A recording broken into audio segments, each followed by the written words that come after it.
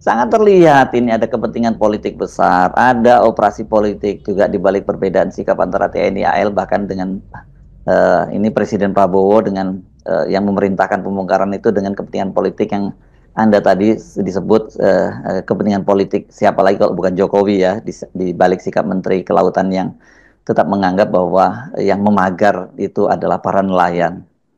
Saya menduga kebisingan politik akan berlanjut karena beberapa ormas besar mulai bersikap ragu-ragu atau mulai mengambil posisi yang kabur di dalam soal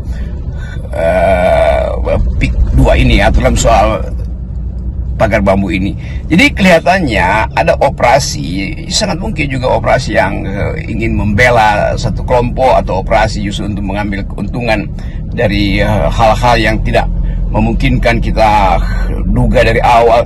Tapi jelas bahwa pemerintah di zaman Pak Jokowi itu memberi izin itu melalui BPN atau apapun dengan Pemda, tapi itu rejim yang harus kita pastikan bahwa di dalam rejim Presiden Jokowi terjadi pelanggaran hak atas laut, hak rakyat untuk mengolah laut, dan hak itu yang kemudian dipersoalkan sekarang. Kenapa hak itu berubah menjadi HGB? Jadi sekali lagi ini soal keadilan, dan soal keadilan itu tidak mungkin diselundupkan hanya melalui headline, hanya melalui opini para buzzer, itu hanya melalui talk show.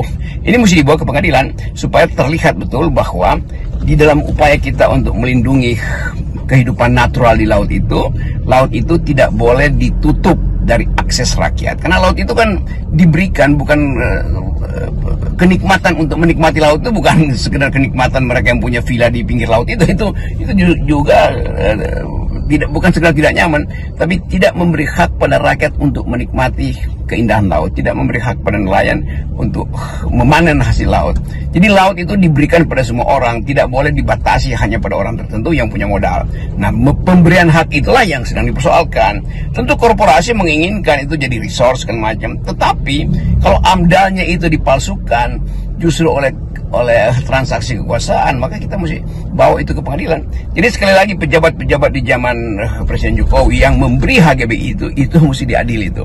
Karena itu bertentangan dengan prinsip natural atau prinsip lingkungan bahwa laut itu tidak boleh diolah atau dieksklusifkan. Yang kedua, ada keputusan Mahkamah Konstitusi bahwa laut itu adalah milik bersama. Itu prinsip hukumnya atau dalil filosofisnya begitu.